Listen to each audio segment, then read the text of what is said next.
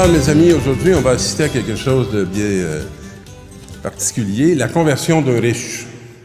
Alors, vous savez que souvent, on entend dire dans l'Évangile que pour un riche, c'est très difficile d'entrer dans le royaume des cieux. Et là, on va faire ça à la paroisse Bon Pasteur. C'est pas la première fois que vous vous y retrouvez. Je suis vicaire ici depuis environ 3 ans et je suis accompagné du cœur de Jésus et du cœur de Marie. Ça, c'est un héritage de ceux qui ont fondé cette paroisse, qui sont les pères eudistes, dont leur spiritualité est le Saint-Cœur de Jésus et de Marie. Puis, ils nous ont donné ces portes magnifiques qui ornaient l'entrée de leur chapelle. Alors, mais le plus grand cadeau qu'ils nous ont fait, c'est de nous ouvrir à cet grand amour du cœur de l'un et du cœur de l'autre. Dans les textes de cette semaine, on nous dit que Dieu aime toutes ses créatures, toutes celles qu'il a faites, comme elles sont. Ça ne veut pas dire qu'il se reconnaît dans toutes les attitudes, les gestes. Ça ne veut pas dire que ceux qu'il aime ne sont pas des pécheurs. Ceux qu'il aime sont des pécheurs. Mais il ne veut pas que leur péché les détruise. C'est pourquoi, plutôt que de frapper dessus, il frappe plutôt à leur porte pour que leur cœur puisse s'ouvrir. Et il envoie constamment des humains, des croyants, des témoins, pour qu'ils viennent travailler cette route qui est abrupte, qui mène à lui et qui mène, je dirais, à la conversion. Alors, Dieu est amour, il ne peut pas nous haïr. Parce que vous savez qu'un amour qui haïrait ne serait plus un amour. Alors, Dieu n'arrête jamais d'être amour. Dieu est toujours amour. Le défi pour nous, c'est de nous ouvrir à sa grâce et à sa miséricorde. Et ce n'est pas à partir de nos efforts que d'abord on va pouvoir le faire, mais c'est en s'ouvrant puis en accueillant tous ceux qui nous envoient pour qu'on puisse entrer dans ce grand mystère du cœur de Dieu. Dans la deuxième lecture, on voit que Paul est en train de préparer la venue du Seigneur. Parce que pour nous, ça fait plus de 2000 ans que ça s'est passé, on sait bien que c'est pas pour arriver la semaine prochaine. Mais au moment où Paul était en train de faire la mission, il n'y avait rien d'évident. Ça n'avait pas 2000 ans. Ça venait de se produire il y a quelques décennies. Et on se demandait bien quand est-ce que le retour du Christ arriverait. Et Paul va vouloir préparer toute la conscience de ces premiers croyants. Frères, nous prions continuellement pour vous afin que notre Dieu vous trouve digne de l'appel qu'il vous a adressé. Alors, c'est intéressant de savoir qu'il y a du monde qui prie pour nous. Moi, je le sais, parce qu'il y a beaucoup de monde qui me le disent. On prie pour vous, on prie pour votre ministère. Puis tout le monde reconnaît que j'ai reçu un appel. Mais moi, je reconnais que tous les baptisés ont reçu un appel. Et que ceux qui n'ont pas encore été baptisés, c'est pas qu'ils n'ont pas reçu d'appel, c'est qu'ils n'ont pas encore fait l'expérience de la connaissance de Dieu. Et ça appartient à notre fécondité de baptiser. Pas de consacrer, mais de baptiser. Parce qu'on est tous consacrés à la même mission, à faire que la gloire de Dieu puisse éclater dans la chair de tous les humains. Et Paul va nous parler de ça dans cette lettre-là. Qu'il vous donne d'accomplir tout le bien que vous désirez et qu'il rende active votre foi.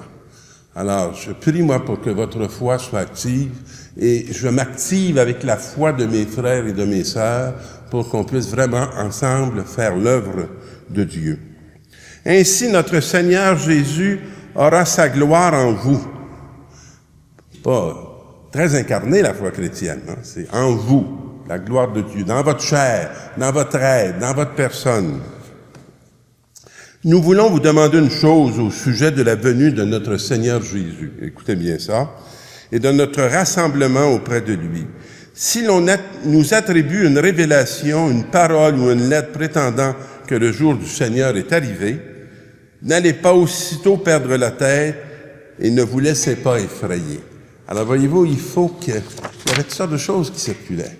Puis il y a des gens qui utilisaient le nom de Paul ou qui utilisaient le nom des apôtres pour dire des choses qui venaient pas de Dieu, mais qui venaient de leur propre cru.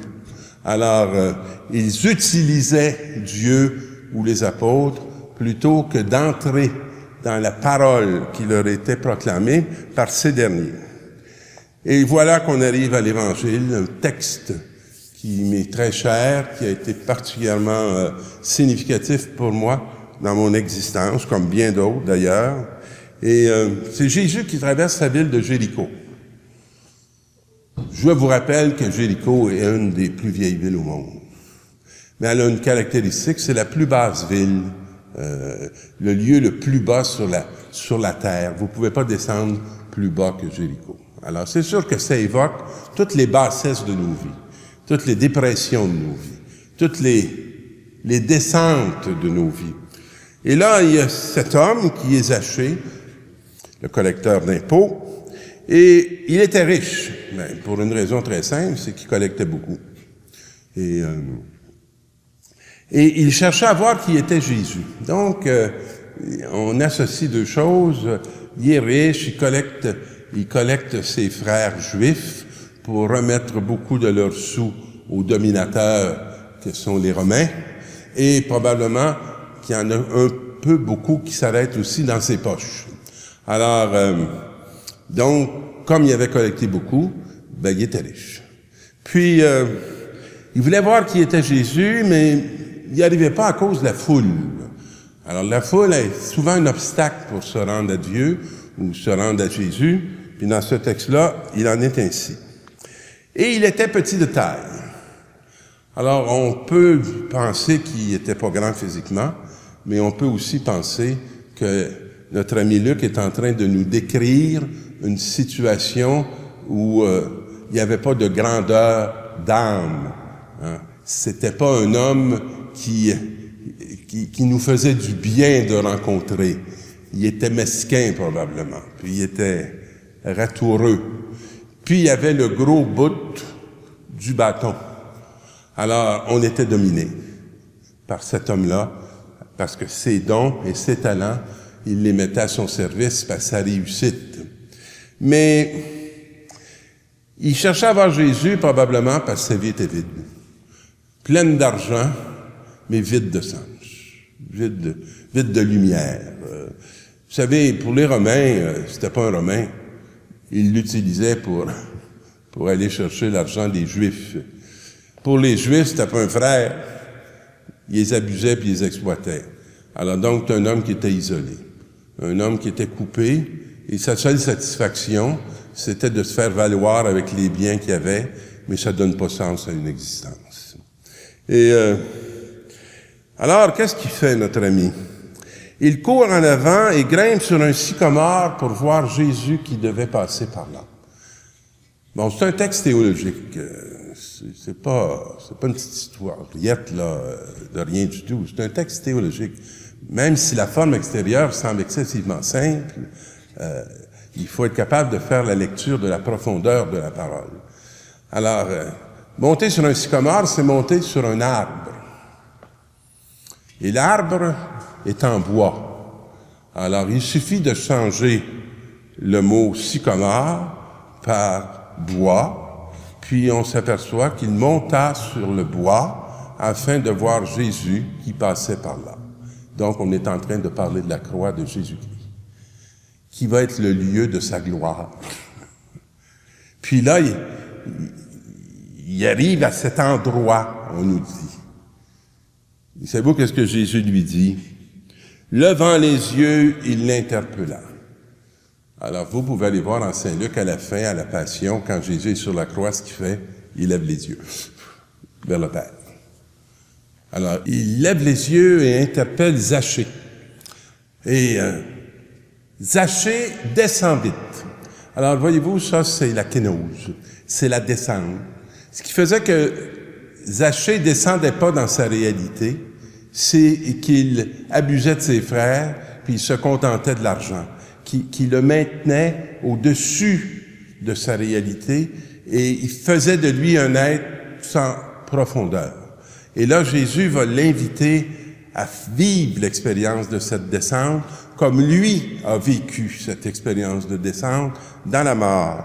Et il faut aujourd'hui que j'habite dans ta maison pour que tu deviennes une présence plutôt qu'une absence réelle.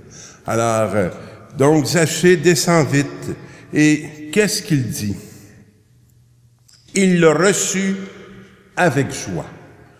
Ça doit être assez nouveau dans la réalité de Zachée de toucher la joie, de ressentir cette joie, de ressentir la béatitude de la présence de Jésus. Alors tous qui voyaient ça autour se mettent à récriminer. Ils ne sentent pas dans la joie, ils murmurent. Alors ils vont sortir toutes leurs idées plutôt que de se prosterner devant une merveille qui vient de s'accomplir devant leurs yeux. Alors, il est allé loger chez un pécheur, un beau gros jugement. Hein? On pourrait se dire, c'est où qu'on n'accepte pas, nous, que Jésus puisse aller demeurer? Dans quelle personne, ou dans quel groupe, ou dans quelle réalité on lui interdit d'être là s'il est le Fils de Dieu? Alors, c'est exactement le jugement que la foule fait. Et c'est pour ça qu'elle empêche de se rendre à Jésus. Parce qu'elle n'est pas celle qui proclame la lumière et la vérité. Alors, Zachée s'avance et dit au Seigneur, voyez-vous, c'est merveilleux, hein? Malgré cette foule qui récrimine, il fait des pas par en avant plutôt que faire des pas par en arrière. Il ne recule pas. Il devient capable d'avancer vers celui dont il reconnaît l'amour, l'amitié. Et dit ceci, « Je fais don aux pauvres de la moitié de mes biens. » Alors, on voit qu'il y a un détachement qui se produit. Hein? Ce n'est pas sans effet. « Et si j'ai fait du tort à quelqu'un, je lui rends le quadruple. » Donc, la capacité de reconnaître qu'on peut réparer le mal et les torts qu'on a fait. Alors, Jésus dit à son sujet, « Aujourd'hui, le salut est arrivé pour cette maison, car lui aussi est un fils d'Abraham. » Imaginez-vous, il y avait un problème d'identité. Il n'était pas un Romain, il n'était pas aimé par ses frères juifs, et là, tout à coup, il se retrouve dans son identité profonde d'être fils d'Abraham, confirmé par Jésus. En effet, le Fils de l'homme est venu chercher et sauver ce qui était perdu. Alors, ce serait bien bon qu'on n'oublie pas ça, parce que nos frères perdus, ils sont pas là pour qu'on les juge. Ils sont là pour qu'on se livre et qu'on se donne à la manière de Jésus, pour qu'ils trouvent le chemin de leur identité profonde. Bonne semaine, mes amis.